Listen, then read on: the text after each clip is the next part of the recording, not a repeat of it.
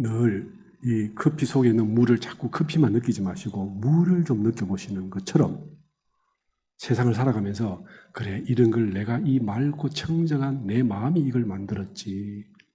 이렇게 해서 나의 본성을 맛을 느끼셔야 되고, 내가 참 사랑하는 그저 우리 배우자랑 같이 있으면서 저 배우자를 그래 내가 골랐지.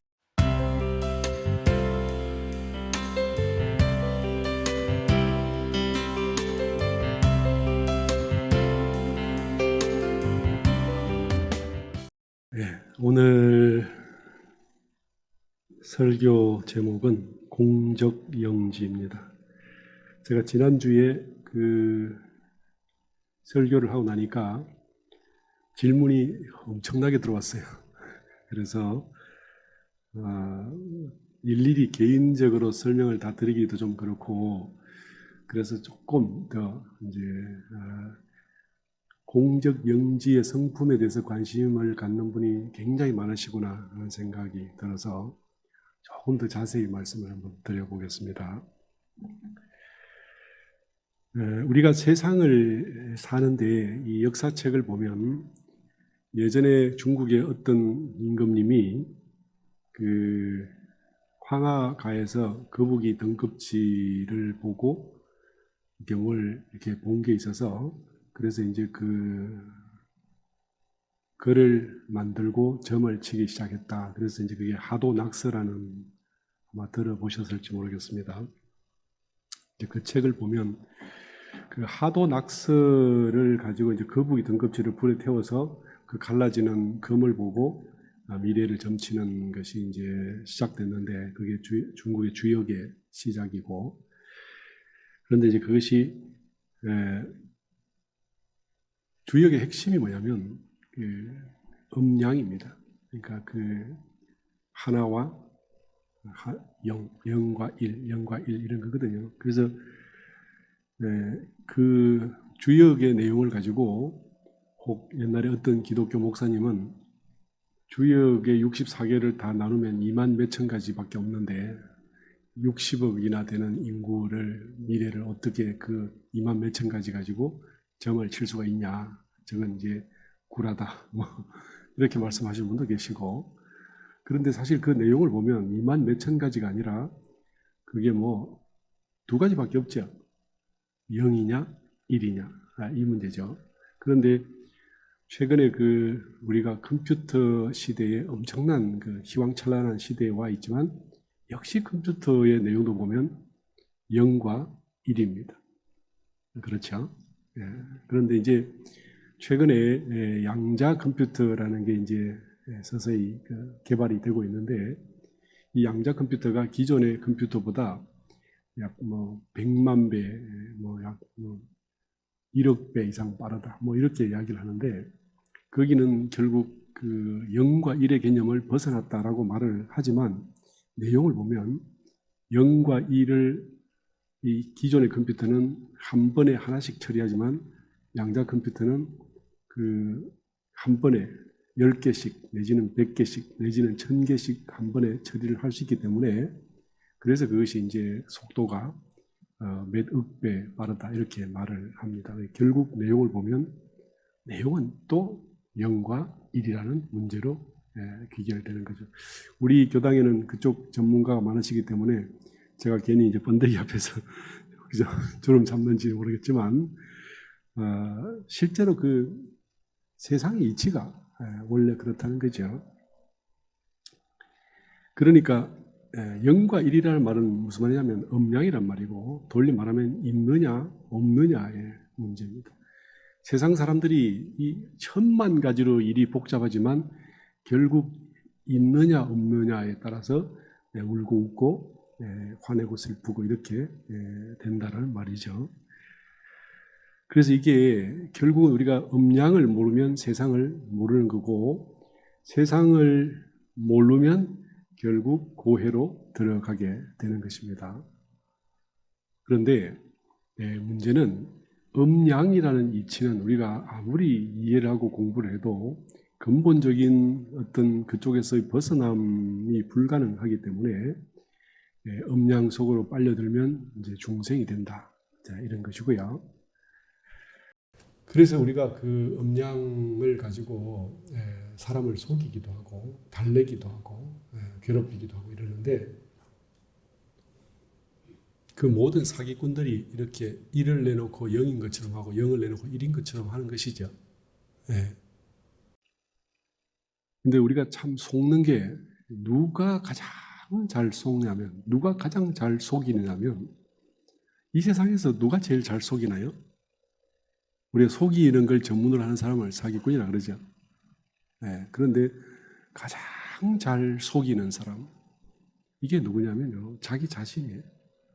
내가 나를 속이기가 제일 쉽고, 사람들이 자기 자신에게 속음으로 인해서 스스로가 스스로에게 많이 속을수록 우리는 이제 점점점 이 사회 계층 레벨에서 자기 존재감에서 인격에서 모든 것이 밑으로 떨어져 가게 되는 거죠.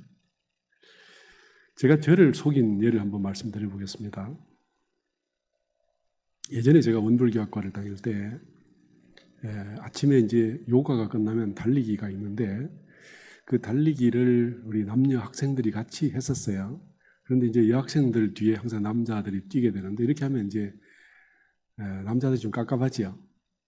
그 원광대학교에서 총부에서 원광대회를 이렇게 돌아서 이렇게 오는 그 구보가 있는데, 이제 제가 좀 그때를 좀 활용을 잘 하고 싶어서 1, 2학년 때를 못하고 이제 3학년 이제 돼서 그때부터 혼자 달리기를 시작했어요. 그래서 총부 뒤로 해가지고 그 신룡리 마을 해서 이제 그 뒤로 한참 돌면 계문동으로, 그래서 이제 철도를 넘어서 이렇게 한 바퀴 돌아서 이렇게 돌아오는 과정인데, 그게 아침마다 한 45분 정도 걸렸어요. 처음에는 45분 걸렸는데 몇 년을 뛰니까 이게 13, 4분으로 줄어들었어요. 그런데 그 14분에서 13분으로 1분 당기기가 너무너무 힘들었어요. 그러니까 이게 45분일 때 10분 당기는 건 뭐 이렇게 하다 보면 천천히 되는데, 그 틈머리는 그 30초, 20초를 더 앞당기기 위해서 무지무지 애를 써도 안 되는 이제 그런 경험을 했던 적이 있어요. 그런데 이제 제가 그때 이 말씀을 드린 건 아니고, 처음 한 3개월쯤 했을 때는 달리기가 너무너무 좋았습니다. 그랬는데 3개월쯤 지나니까 하기 싫어져요. 그래서 이걸 처음에는 이제 몸이 힘들고 잠이 오고 이제 이러니까 이걸 안 하고 싶다, 그렇게 했는데, 이때 못 견디면 일관성이 없지. 그래서 계속 달렸어요. 그게 나중에 되면 몸이 계속, 그 전에 달릴 때보다 몸은 좋아졌는데도 불구하고 몸이 훨씬 더 피곤해지면서 몸이 나를 속이는 거예요. 그걸 제가 느낌을 받았거든요. 그래서 그걸 이겨내고 계속 달렸단 말이에요. 한 6개월쯤 지나니까 어떻게 되냐면, 이거 달려서 뭐 하지? 이 시간에 제가 만일에 붓글씨를 하거나 책을 더 읽거나 하면 굉장히 좋은데, 이 시간을 내가 왜 이렇게 낭비할까? 이미 난 건강하고 난 젊은데. 그리고 달리기를 해보면 처음에 이게 45분씩 걸릴 때는 몰라도 이렇게 빨리 달릴 수 있을 때는 이제 나만큼 건강한 사람 없을 거야. 젊을 때 이 건강에 투자하는 것보다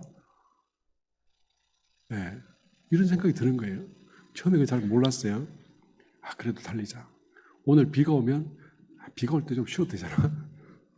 비를 쫄딱 맞고 또 달려보고, 이제 나중에는 이제 억수 같은 비가 오든 말든 무조건 달렸어요. 한 2년쯤 달리고 나니까 이제 저를 제가 속이지 않게 되더라고요.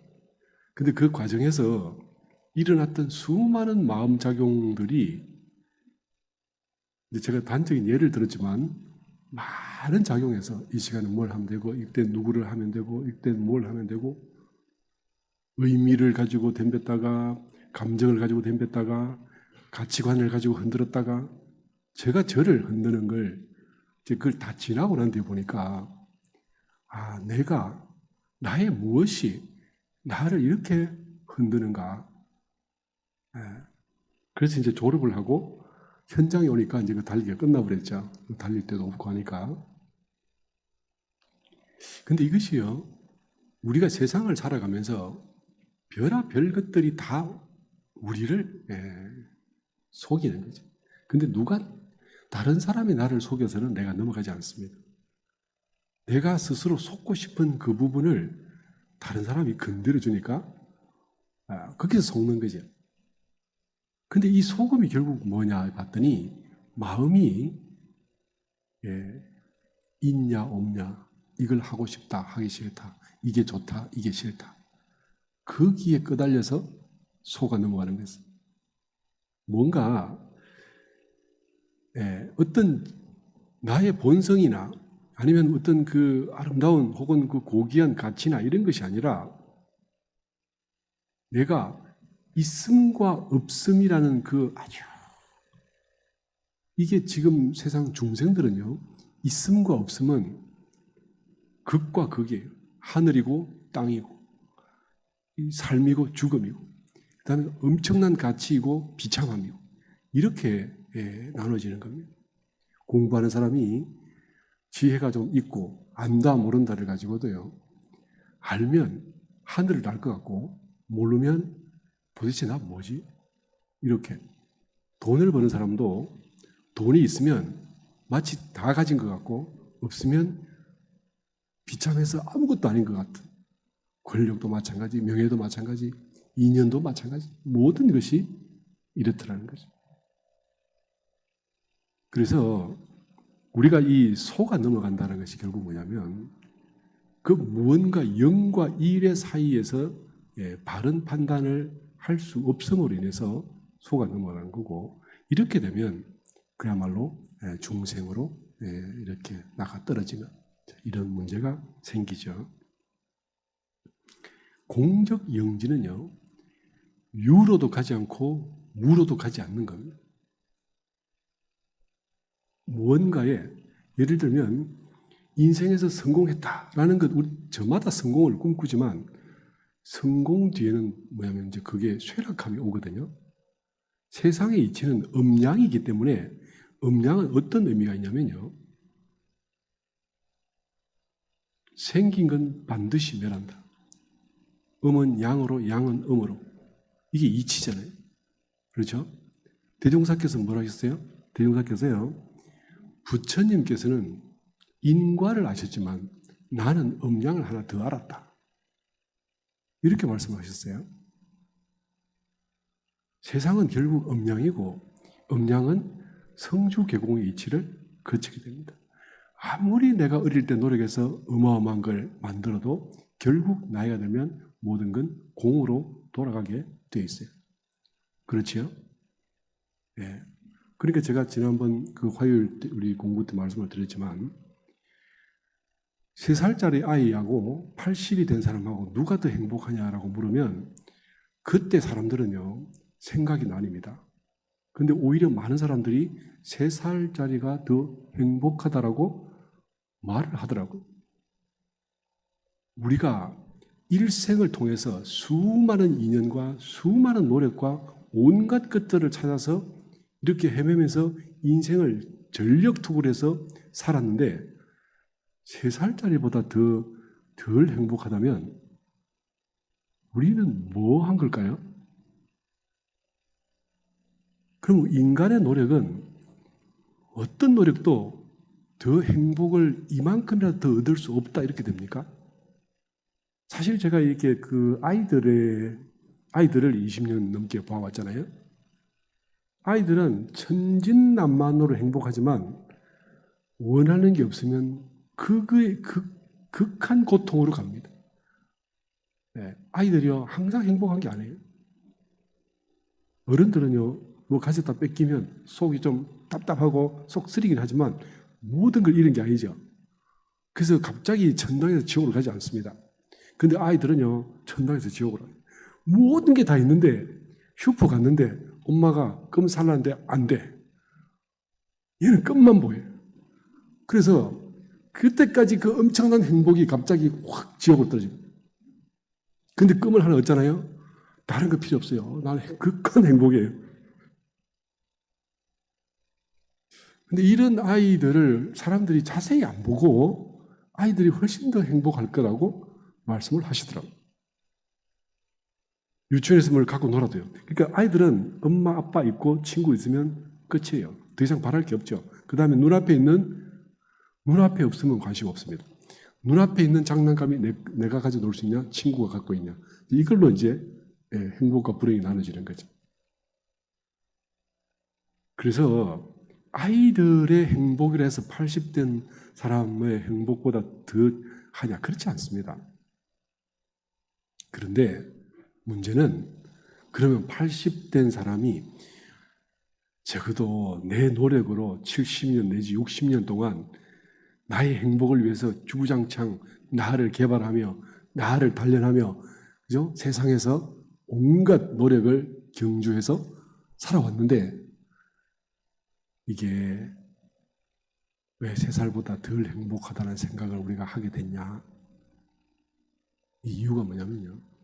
인간은 얻은 만큼 꼭 그만큼 잃어버리기 때문에 지금 내가 안 잃어버렸어도 반드시 잃어버리게 될 걸 기다리고 있기 때문이다. 이렇게 되는 거죠. 내가 가진 나를 행복하게 하고 나를 편안하게 하고 나를 안심하게 하는 그 어떤 것도 시간이 지나면 결국은 정확하게 올라간 만큼 그만큼 내리막이 있습니다.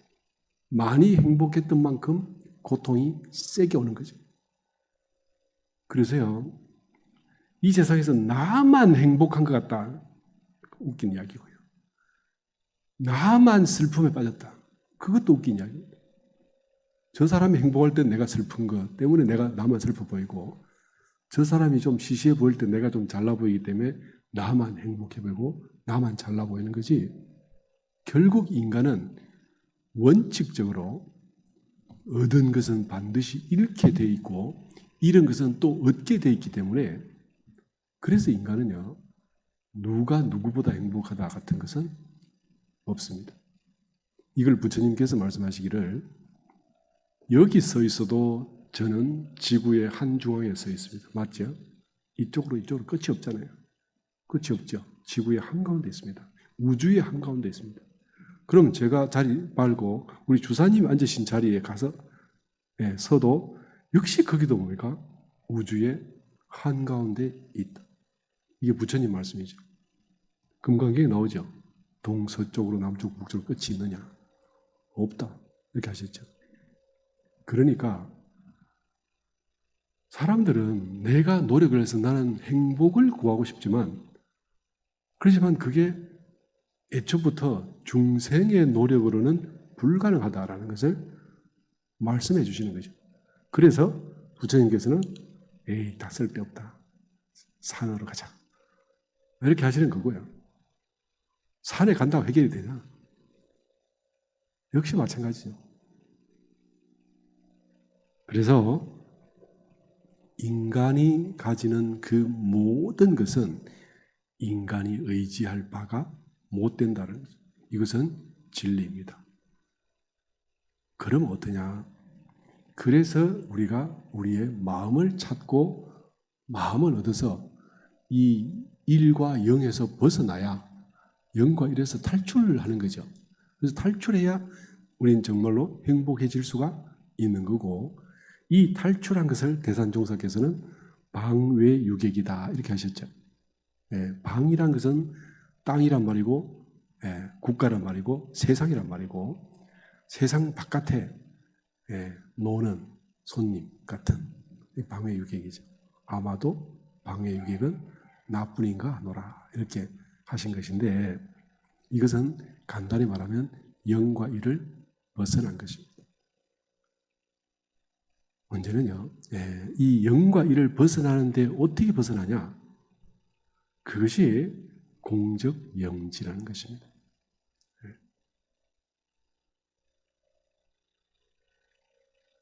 공적영지에 대해서 제가 본문을 좀 올려놨어요.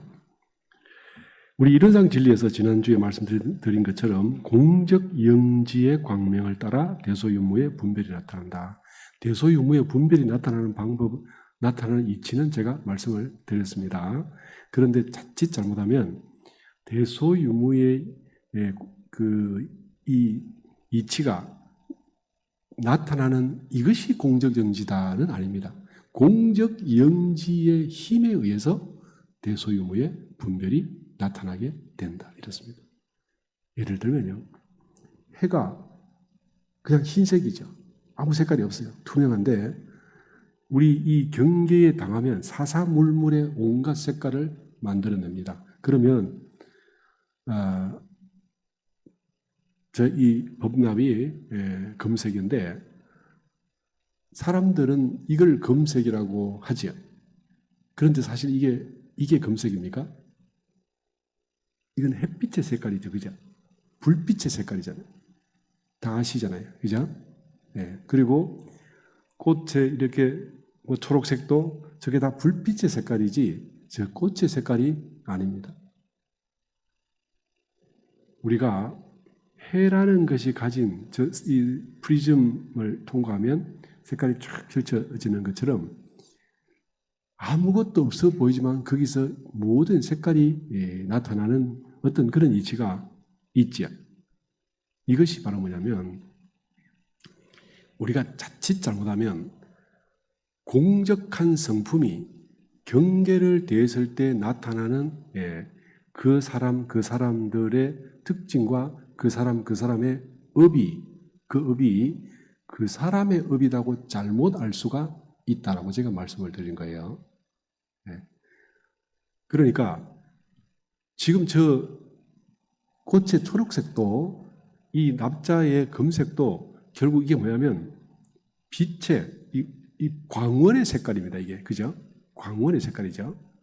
그런 것처럼 모든 중생의 고통이나 슬픔이나 번뇌나 망상도 성품의 색깔입니다. 그래서 제가 지난주에 말씀드릴 때 아스팔트의 검은 색깔도 그 다음에 물에 비친 그 온전한 달 모양도 결국 보면 달의 색깔이지 그것이 아스팔트의 색깔이 아니다. 아시겠죠? 그런데 머리로는 이해되는데 살아가면서는 어떻게 봅니까? 경계 따라 아스팔트는 원래 새까매, 아스팔트가 새까매 이렇게 하게 돼 있죠. 이게 오래된 습 때문에 그렇습니다. 그런데 이렇게 보면 어리석은 중생이나 빛나는 부처님이나 사실 성품은 똑같고 근본 이치가 하나예요. 이 빛이 어디서 왔냐? 불성에서 왔습니다. 그렇죠? 만일에 불성이 없다면 이 불빛이 없다면 이 색깔도 없어지고 저 초록색도 없어지는 겁니다. 마찬가지로요. 우리에게 불성이 없다면 나의 중생심도 나타나지 않습니다. 이거 확인하시죠? 내게 불성이 이런 업을 만났기 때문에 그 업을 도드라지게 보이게 하는 것이고 왜 그러면 그걸 도드라지게 보이게 하냐? 나는 그쪽에 착이 있어서 그쪽이 먼저 보인다. 지난주에 제가 부산에서 오셨던 어떤 분 말씀을 드리면서 제가 20년을 살았던 부산이었기 때문에 그분이 먼저 눈에 띈다. 이렇게 말씀을 드렸잖아요. 제가 가진 가치관의 순서 따라 사물은 보이게 되어 있습니다. 그렇죠? 제가 관심이 전혀 없는 부분은요. 남이 보여줘도 안 보이게 돼 있어요. 안 보이면 없는 거죠.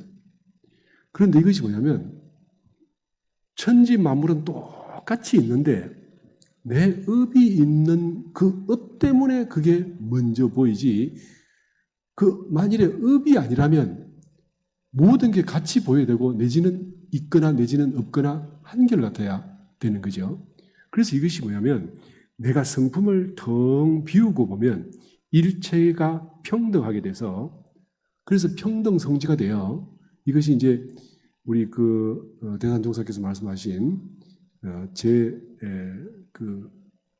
일곱 번째의 식정, 일곱 번째의 식이 결국 말라식이라는 거고 그 말라식이 이것이 나다라고 꽉 잡고 있기 때문에 그 말라식에 비친 본래 성품의 힘으로 나라는 것이 생기고 나와 관련된 것이 먼저 보이게 되기 때문에 우리는 중생의 자기업이 일시에 쫙 이렇게 펼쳐져서 보이게 된다. 그러니까 이 근본에는 우리의 공적한 영지가 있는데 이게 내 업으로 인해서 이렇게 보이는 것이. 제가 만약에 1년 전으로만 돌아가면 우리 지금 제가 교도님들 대체로는 이제 좀 알겠습니다. 그런데 1년 전으로만 돌아가면 제가 그동안 알았던 우리 강남교당 교도님들을 싹 머리에서 지우고 안 보이는 거죠.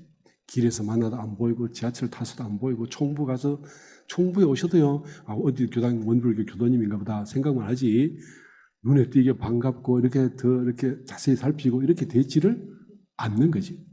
왜냐하면 업이 없기 때문에. 업이 있다 해도 내 청정한 이 공적 영지가 작동하지 않으면 업은 없는 거나 마찬가지다.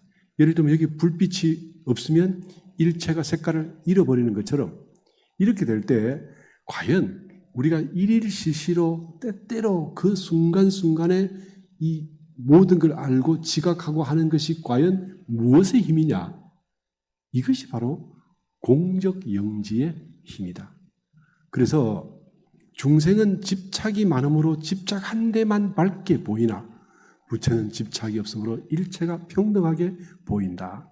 이렇게 말씀을 하신 거죠. 그렇기 때문에요. 그 집착을 한 것하고 안 한 것하고 차이가 뭡니까? 국집하고 집착하면 그쪽에 밝아서 그쪽의 업을 희왕찬란하게 만들어낼 수 있습니다. 그렇지만 그것이 내 행복에 얼마나 도움되냐? 그건 별개 문제죠. 그래서 우리는 내 행복에 이거 필요할 것 같다면 그 업을 일으키고 이게 내 행복에 도움될 것 같다 그러면 그 업을 일으켜서 내가 일생을 살아놓고 보니까 내가 행복이라고 생각했던 어떤 영역은 다 건드려 놨더라. 그렇죠? 그게 우리 일생입니다. 내가 이 총각대 길을 가는데 저 여자라야 돼. 그래서 저 여자 아니면 안 되겠어.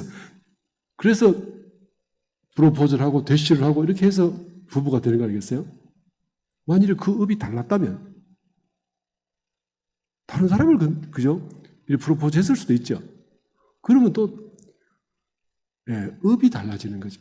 그러나 그때 누구를 내가 컨택을 저 사람을 만나야 되겠어라고 할 때도 나는 이런 정도의 사람이 내 이상형이야 라고 하는 그 업이 또다시 새로운 업을 만들고 그 업은 또 강화되고 또 새로운 업을 만들고 이렇게 가지만 과연 그게 옳은지 아닌지는 잘 몰라요.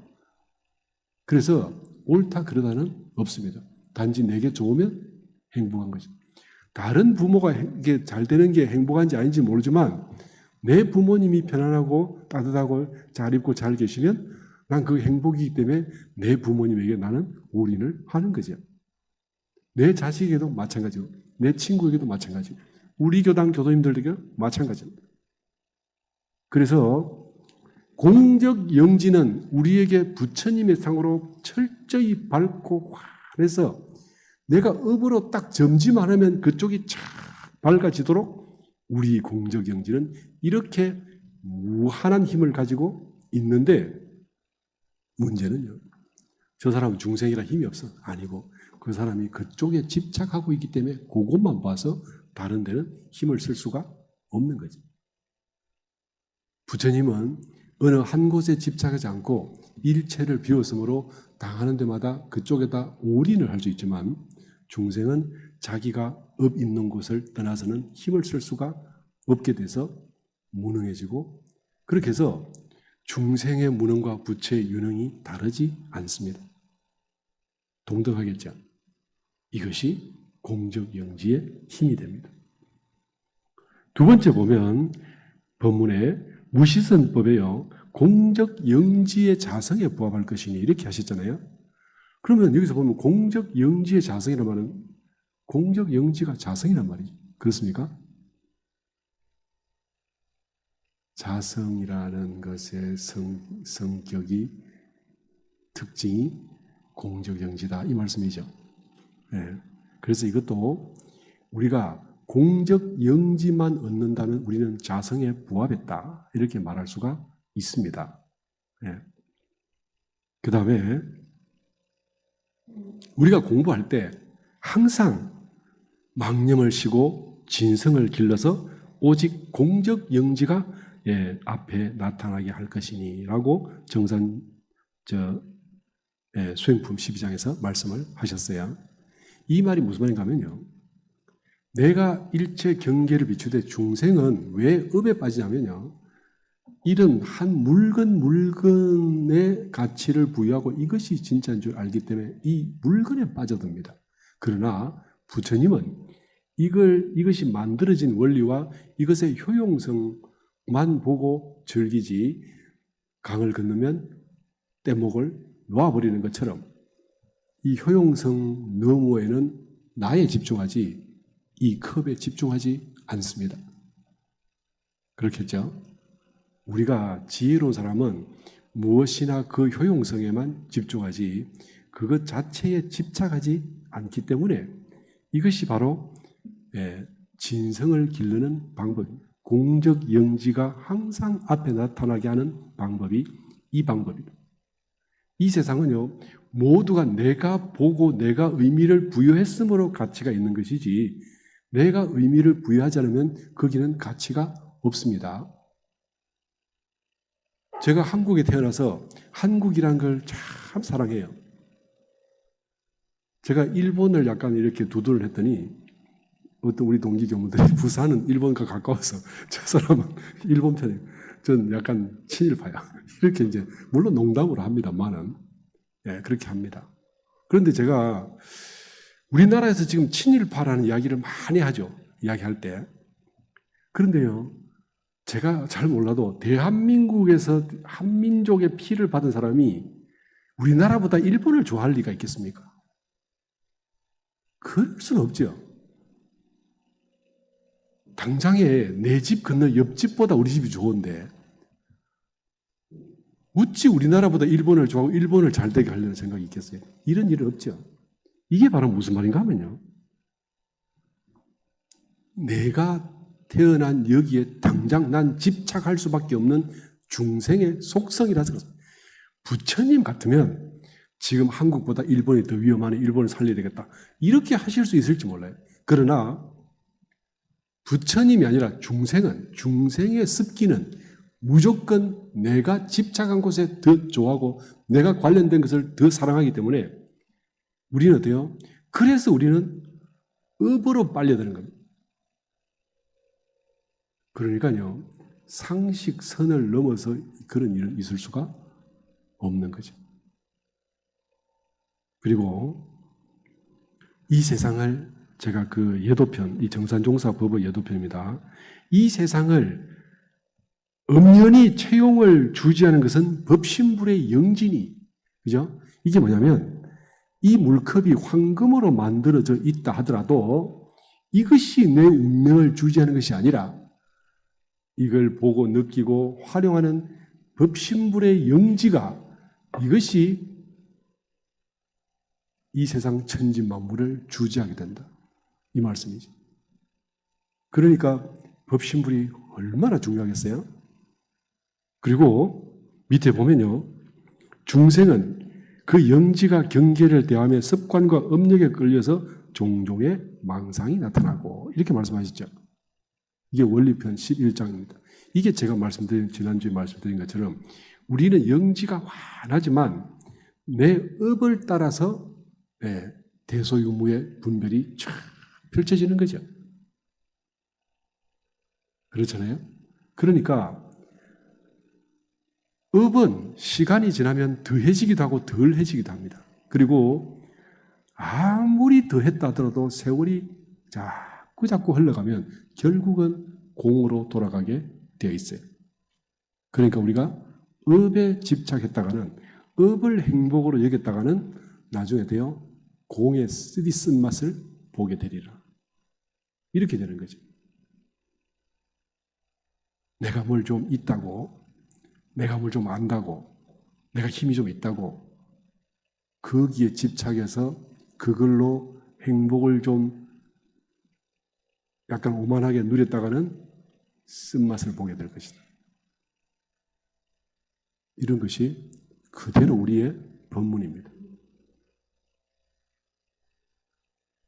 자, 이까지 제가 말씀드리고 질문 들어온 것들을 제가 좀 말씀을 드릴게요. 뭐 다 말씀드릴 수는 없고 조금 정리를 했습니다. 허령과 지각과 영지에 대해서 물었습니다. 허령이라는 것은요, 우리의 영지가 경계를 대해서 이렇게 확 나타날 때 공적하기만 하면 영지가 그대로 쫙 펼쳐지는데, 허령은 무엇이냐면요, 제가 이 세 가지로 말씀을 드렸죠.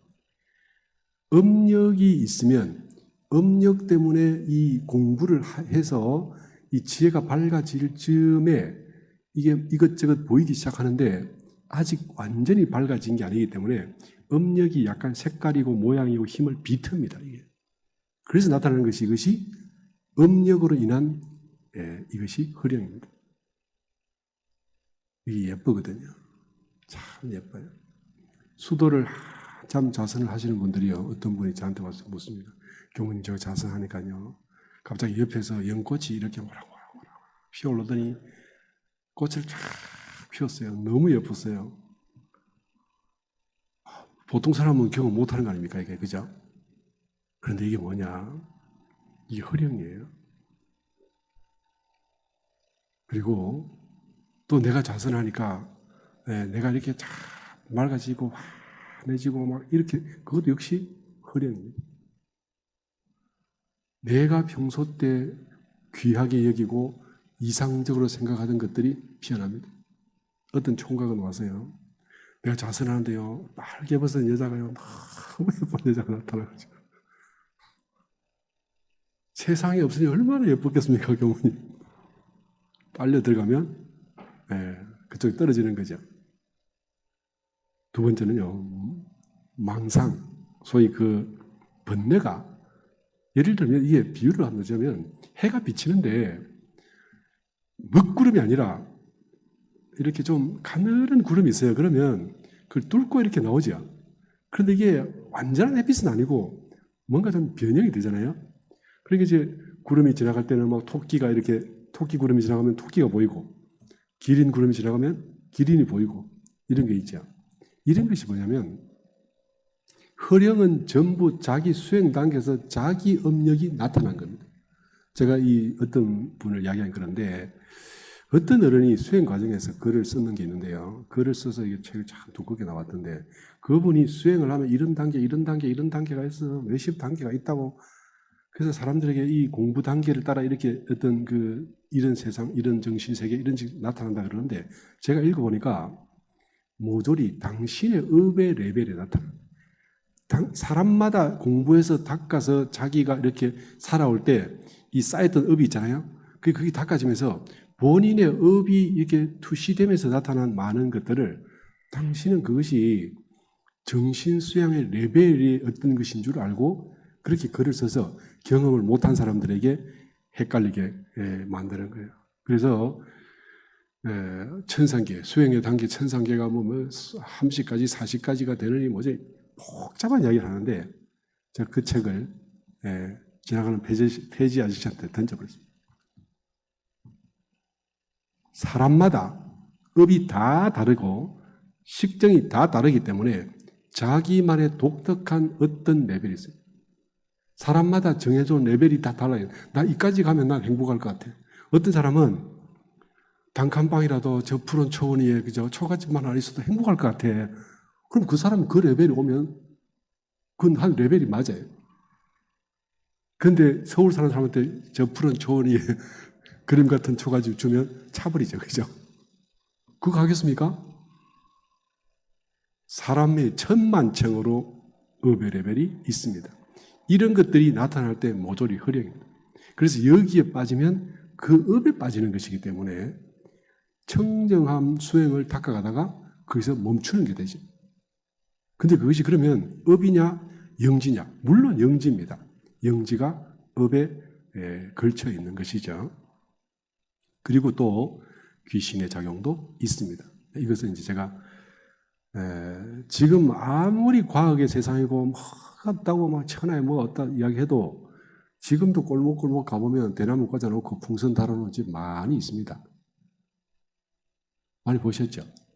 요새 유튜브에 보면 그런 사람들 유튜브 방송에서 막 대박 나는 사람도 많이 있어요. 결국 그게 뭐냐? 내가 만일에 술을 좋아하면 술 좋아하는 귀신이 들러붙어요. 예. 친구도요, 내가 술 좋아하면 술 좋아하는 친구들이 와서 술 한잔 하러 갈, 이렇게 말하지, 술 좋아하는 사람한테 공부하러 갈래? 이렇게 안 합니다. 예. 그림 좋아하는 사람한테는 그림하는 사람 달라붙고, 사업하는 사람한테는 사업하는 사람 달라붙고, 공부하는 사람한테는 공부하는 사람 달라붙고, 전부 이렇게 해서 살아도 죽어도 같이 같은 유유상종을 하게 되기 때문에 내가 만약 어떤 걸 열심히 하는데 힘이 모자라잖아요. 그럼 그쪽 사람이 들러붙어서 일을 해주게 돼 있어요. 이것이 천도받지 못하고 어떤 업들의 집착에 있는 이런 이 영가들이, 이 영가는 좀 이상 무섭지요. 별로 안 무서워요, 사실은. 그래서 이런 것들이 뭉치면서 우리에게 그런 거를 술 먹는 사람이요, 내가 이걸 막걸리 먹는데 아니 그 집 술이 맛있더라고 이야기해 주잖아요. 그렇지 않습니까? 어디 가니까 경치가 좋더라 등산하는 사람은 어디를 가자고 이야기를 하고 끌고 간단 말이에요. 귀신도 마찬가지입니다. 이런 작용들이 다 흐령입니다. 흐령으로 지나가야지 잡히면 이제 대나무 꽂아야 되겠죠. 이런 짓은 이제 세상에요, 과학이 아무리 발전돼도 이런 대나무 꽂은 데 많습니다. 무지무지 많습니다. 그리고 지각이란 뭐냐면요, 합리를 따라 원리를 찾아서 자꾸 연마하다 보면 나타나는 것이 이것이 지각입니다. 그리고 영지에 대해서 이렇게 물어보시는데, 그럼 왜 영지를 합니까? 영지를요, 대산종사께서 내놓으신 그 도가진수에 보면 황석공 소설이라는 게 있습니다. 이게 이제 물론 대산종사 법어집 3집인가 4집에도 있어요. 거기도 보면 소서에 보면요, 신막신의 지성이다 이렇게 하셨어요. 그러니까 정성스러우면 그것이 신령함이 된다 이 말씀이에요. 네. 우리가 어떤 게 신령스럽습니까? 오직 그것만 바라보는 정신이, 그것이 신령스러운. 중생은요, 이거 하면서 저거 생각나고 저거 하면서 이거 생각나도 막 두 개 생각하면 다행인데 막 세 개, 네 개, 10개씩 막 생각나잖아요. 이렇게 정신이 갈라지면 안 되죠. 그래서 정신이 갈라지면 이렇게 정산조사께서 하신 말씀이 있죠. 한 마음으로 딱 모이는 그것을 우리가 신령하다 이렇게 말하고, 이 청정하고 공적 영지한 데서는 모두가 다 신령스럽게 온통 그대로 정확하게 제대로 알게 되기 때문에 이것을 영지한다 이렇게 말씀을 드리겠습니다. 그래서 공적 영지라는 것은 사실은 그 정산종사께서 공텅 비면 신령스럽게 하는데, 이것은 사람의 이 생명의 지각에 관련된 것이고, 진공묘유는 사물에 관련된 것이다.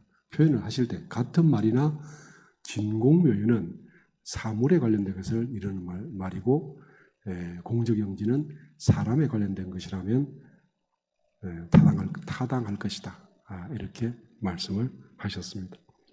제가 이 준비는 자꾸 해도 시간이 자꾸 하니까 죄송스러운데, 이 경계의 세계와 세계와 대령과 계령에 대해서도 말씀을 제가 좀 드리려고 하는데요. 요거 제가 조금 시간이 가도 말씀드리고 마칠게요.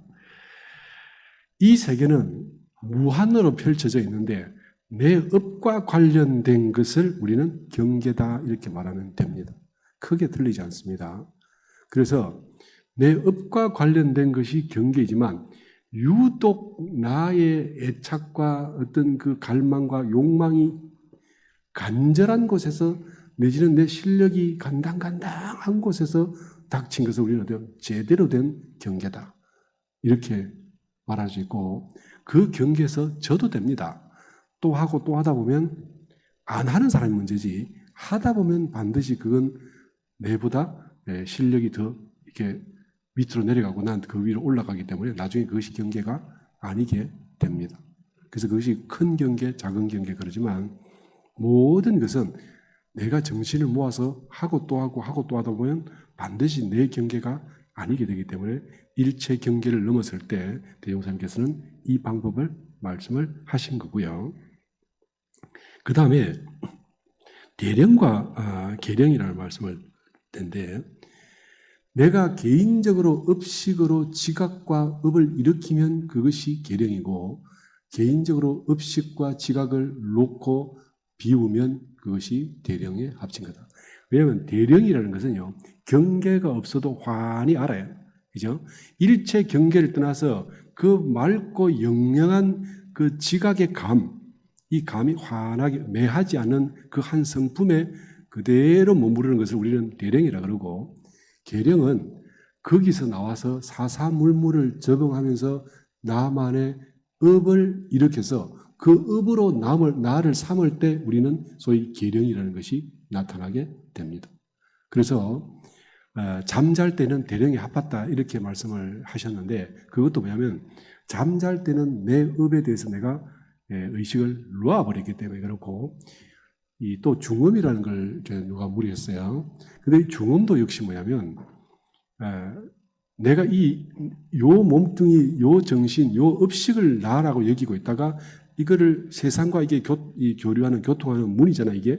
근데 이걸 탁 놓으면 세상과 교류가 끊어지게 되고, 이렇게 돼서 나의 업식은 있으나 세상과의 단절된 상태에서 그래서 이게 양으로 드러나서 경계와 이렇게 소통하지 못하고 유를 잡지 못한 상태를 우리는 중음이다 한다. 이렇게 말씀을 드리고 정리를 하겠습니다. 그리고 제가 이제 또 하나요, 오늘 제가 사실 이 말씀을 드렸는데 준비는 다음에 말씀드리기로 하고, 이론상 그 진리장에 보면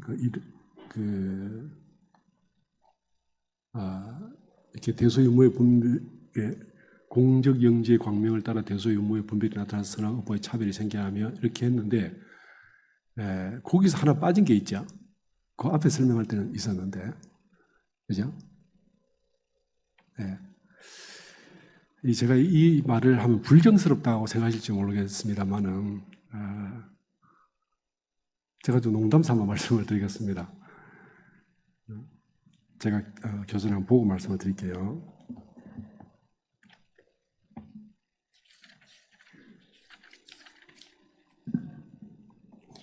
이루는 우주 만유의 본원이며 재벌재성의 시민이며 일체 중생의 본성이며 대소유무의 분별이 없는 자리며 생멸거래의 변함이 없는 자리며 선악업보가 끊어진 자리며 언어 명상이 돈공한 자리로서 이렇게 하시고, 여기서 공적 영지의 광명을 따라 대소유무의 분별이 나타나서 선악업보의 차별이 생겨나며 생멸거래의 변함이 나타나며, 이 말씀이 없단 말이죠.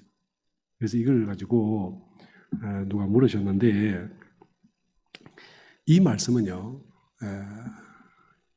중요한 말이긴 하나 꼭 필요한 말씀은 아닙니다. 그러니까 이것이 참 제가 비유를 하기가 참 어려운데, 조금 좀 불편하시더라도 제가 적실한 비유가 있다면, 어떤 영감이 불화를 잃어버렸는데 중요하긴 하지만 별로 쓸데가 없죠. 제가 이렇게 표현하면 아마 적실할 것 같습니다. 그래서 그 생각을, 다른 말씀을 내가 여러 가지 생각해 봤는데 딱히 마땅치 않아서 그렇게 말씀을 드리고, 그 말씀이 없다 해서 우리가 일원상 진리장이 전혀 문제가 되질 않고요. 하등의 문제는 없는데, 그러나 이제 이것이 이제 사실은 그 많은 교무님들께서도 이 문제에 대해서 이렇게 한동안 이야기가 있었어요.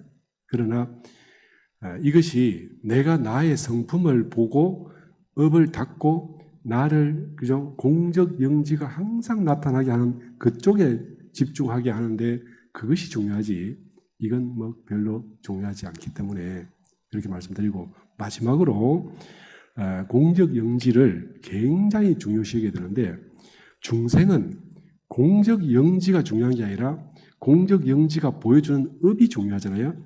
그런데 이게 지금 내가 업을 가지고 놀고 있지만 언젠가는 이 업을 벗어나서 공적 영지로만 놀아야 되겠다. 이게 뭐냐면 공부를 많이 하는 사람은 영단으로 세상을 주유하기도 하고 이렇게 말씀하셨죠. 세상을 영단으로 왜 주유할 수 있냐 그러면요. 내가 이 갑순이가 너무 보고 싶으면 아시죠? 우리 예를 들면 원코, 정코, 형코, 춘향이코 이렇게 하는 것처럼 생각이 그리 가기 때문에 우리는 업에서 단 한순간도 요만큼도 떨어질 수 없어서 그쪽을 찾아서 고에서 고로, 그죠? 예, 어떤 이게 어두운 데서 어두운 데로 막 헤매고 다니게 되는데, 그런데 그걸 업에서 만일에 떠나게 되면, 그러면 이제 거기서 그렇게 붙잡혀서 감옥 같은 생활을 면하게 되고 고를 벗어나게 되거든요. 그러니까 우리가 고를 벗어나는 길 어때요? 현실을, 집착을 벗어나는 데 있다. 그럼 어떻게 벗어나냐? 일체 만물을 다 벗어나는데 내가 5원짜리를 버리고 10원짜리를 받고 10원짜리를 버리고 100원짜리를 받고 100원짜리를 버리고 1000원짜리를 받고 1000원짜리를 버리고 100만원짜리를 받고 100만원짜리를 버리고 100억을 받는다 하더라도 집착은 똑같아요. 그래서 이걸 그럼 어떻게 놓냐?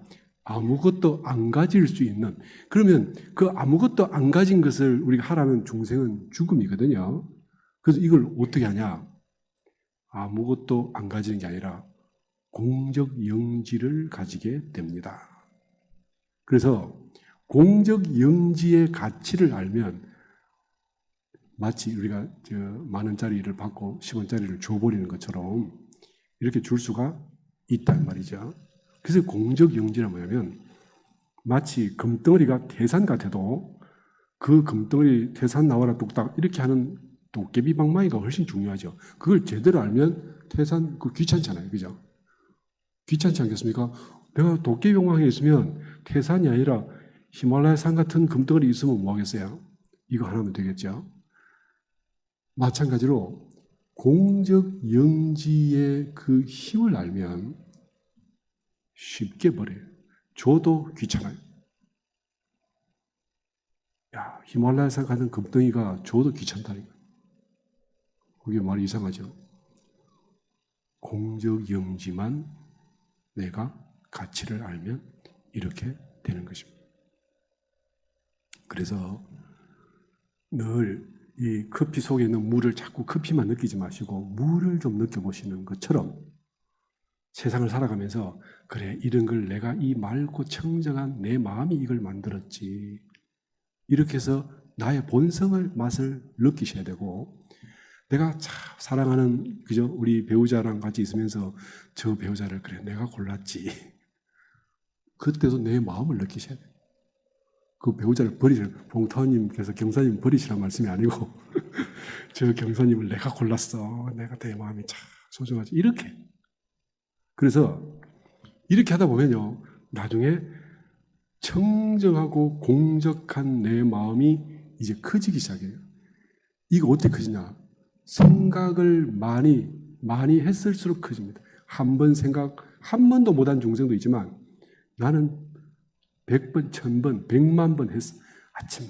아침마다 시시때때로 밥 먹을 때도 이 밥을 내가 지금 골라서 맛있게 이 맛을 즐기는 이것도 나의 공적 영지지. 이렇게 해서 나의 공적 영지를 자꾸 이렇게 떠올리다 보면 이 공적 영지가 어느 순간에 빛이 나기 시작하고 힘을 갖추고 이 팔에 이 귀가 우리 움직이면 안 움직이잖아요. 그죠? 이 귀는 안 움직이지죠? 혹시 움직이시는 분 계세요? 그런데 자꾸 하다 보면 이게 움직여져요. 이런 것처럼 제가 고등학교 다닐 때 우리 친구 하나 귀를 움직였어요. 옆에서 보고 난리가 났었거든요. 그런데 공적 영지의 힘을 내가 자유자재로 하게 됩니다. 이것이 기적이고 이것이 이적이다. 네. 이렇게 하셔서 공적 영지의 힘을 오직 공적 영지가 눈앞에 나타나게 하라 하신 그 말씀대로 그렇게 수행을 해 가시기 바랍니다.